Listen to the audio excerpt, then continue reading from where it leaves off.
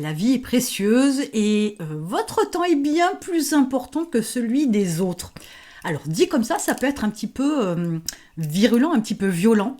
Et il est important de comprendre qu'à un moment donné, si vous laissez le pouvoir à un tiers, voire même à une situation, d'utiliser votre temps sans votre consentement quelque part, c'est clairement vous n'avez aucun contrôle sur votre temps et c'est que vous n'avez pas encore compris à quel point votre temps est précieux.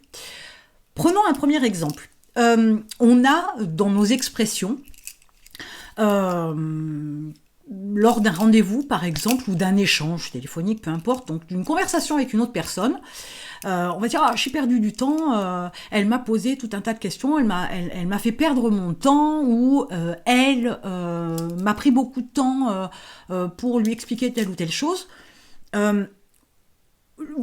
Dans vos expressions même, vous rejetez la faute sur cette personne. Elle m'a pris du temps, elle m'a posé plein de questions, elle n'a pas compris, etc. Donc là, il y a déjà une attitude à changer, à modifier. Vous lui avez laissé le pouvoir d'utiliser votre temps. Si lors d'un échange, d'entrée de jeu, vous expliquez à la personne en face, à votre interlocuteur, je cherchais le terme, vous dites voilà, j'ai 10 minutes, c'est un exemple, hein, j'ai 10 minutes à vous accorder. Déjà, vous lui faites bien comprendre que votre temps est précieux, qu'elle n'a que 10 minutes. Donc, ce qu'elle a à dire, il faut qu'elle soit directe, il faut qu'elle soit précise et concise, qu'elle aille droit au but pour que vous puissiez avoir un échange constructif. 10 minutes. Une fois de plus, c'est un exemple. Hein. Donc, si à 10 minutes, et je vais être un petit peu direct, un peu cash, mais c'est 10 minutes montre en main. 10 minutes, c'est pas 15 minutes. Vous pensez que 5 minutes, c'est pas grand-chose, mais si vous avez 5-6 appels dans la journée, voire plus, et il y a 5 minutes qui débordent à chaque fois, je peux vous garantir que vous avez perdu un max de temps. D'accord ? Vous avez perdu quasiment 1 heure avec une certaine quantité de personnes. Bon, bref. L'idée, c'est quoi ? L'idée, c'est de prendre le contrôle de votre temps. Et si vous estimez que sur tel rendez-vous, tel échange, vous n'avez besoin que de 10 minutes, alors c'est 10 minutes.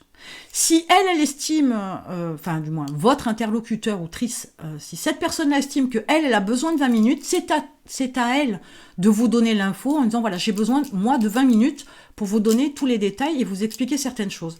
À vous de valider ou pas ces 20 minutes. Mais elle ne doit pas vous les imposer. Si au bout de 10 minutes, elle dit « Oui, mais il y a d'autres informations que j'ai à vous donner. Écoutez, je vous ai accordé 10 minutes, vous les avez acceptées. C'est pas vous qui allez décider maintenant de me prendre 10 minutes de plus parce que vous n'avez pas donné toutes les informations.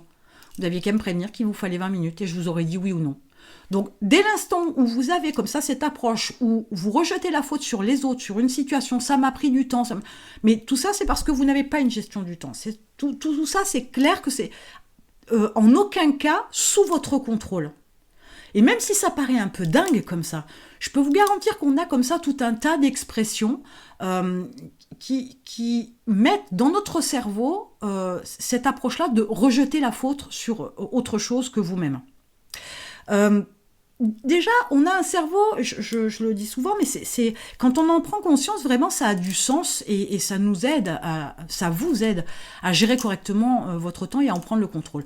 Votre cerveau ne sait pas faire une estimation juste en termes de durée sur une tâche ou une action que vous avez à faire. Je vous dis nombre de fois où on dit je vais le faire, ça va me prendre 5 minutes, ça sera réglé.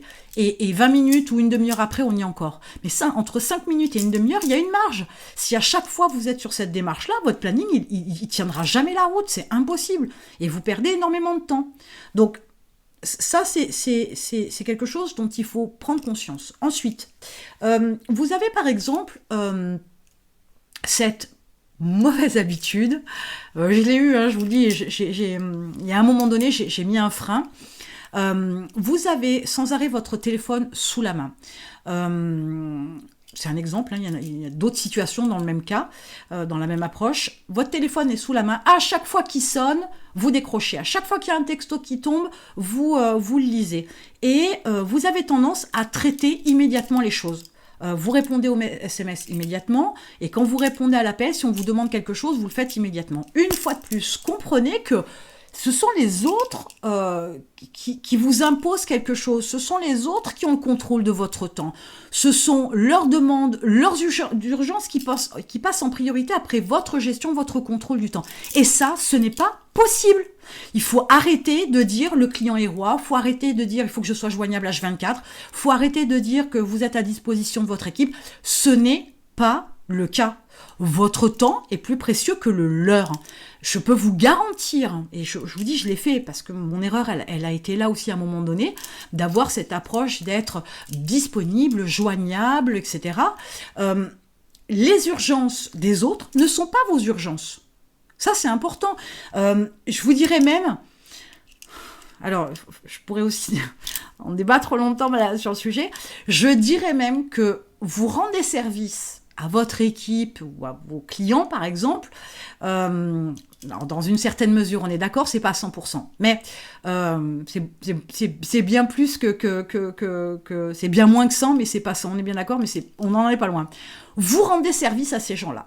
Pourquoi ? Parce que dès l'instant où vous n'êtes pas joignable, entre guillemets, donc pas disponible pour eux, et qu'ils ont une pseudo-urgence ou une demande particulière, ce qui va se passer, c'est que 9 fois sur 10, ils vont se débrouiller tout seuls. Parce qu'ils savent se débrouiller tout seuls.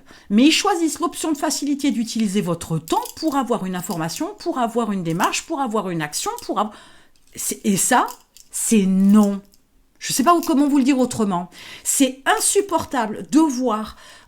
j'ai encore eu un entrepreneur, il n'y a pas très longtemps, qui même pendant notre séance de coaching, avait son téléphone allumé et a répondu. Qu'est-ce qui peut être plus urgent à ce moment-là qu'il fasse qu'il réponde ? Alors, c'est pas que je sois prioritaire ni quoi que ce soit, mais il est en rendez-vous avec moi. Donc, c'est quand même un minimum. Chaque chose en son temps. Alors, non seulement il a répondu, mais en plus, il a donné de l'information et en plus, il a eu une action pour cette personne-là. Donc, ça a été l'occasion de pouvoir en débattre en lui disant, attendez, vous êtes sur un rendez-vous. Si vous êtes focalisé sur quelque chose à ce moment-là, une action, une tâche, etc., vous ne pouvez pas faire plusieurs choses à la fois. Et sur le principe, c'est inefficace et accessoirement quand même, c'est un peu un manque de respect quand même, il faut être très clair. Mais en plus, ça n'apporte strictement rien. Ça le fait en plus déconnecter d'une chose pour se mettre sur une autre, etc.